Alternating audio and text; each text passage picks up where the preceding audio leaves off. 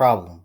Page 130, number 32. An airplane releases a ball as it flies parallel to the ground at a height of 255 meters.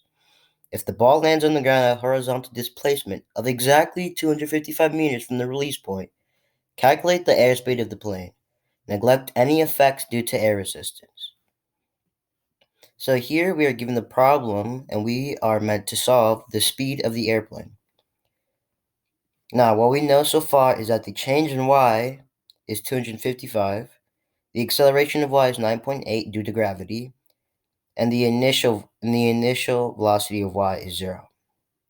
So, for this equation, there are two steps. We have to solve the y component and the x component to get the final result.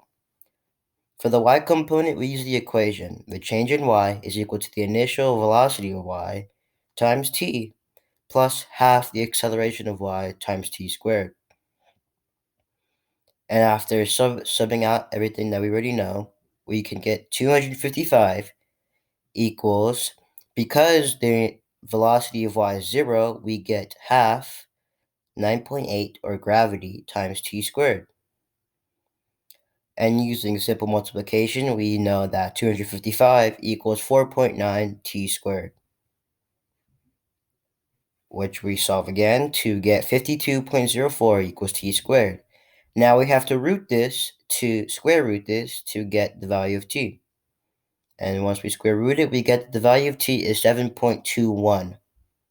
Now this information will be vital in the next step. For the x component, we know that the change in x is also 255, and the time of which we already solved is 7.21. And for the x component equation, we use the change in x equals the velocity of x times time. Now, we have to move around this equation a little bit to get the information we really need, which is velocity of x. Now, we could change this equation to make it that instead of change of x equals velocity of x times time, we get the velocity of x equals change of x over time. And now, by subbing out all the factors we know, we get that the velocity of x equals 255 over 7.21. And after inputting that into a computer, we get that the velocity of x equals 35.27 meters per second.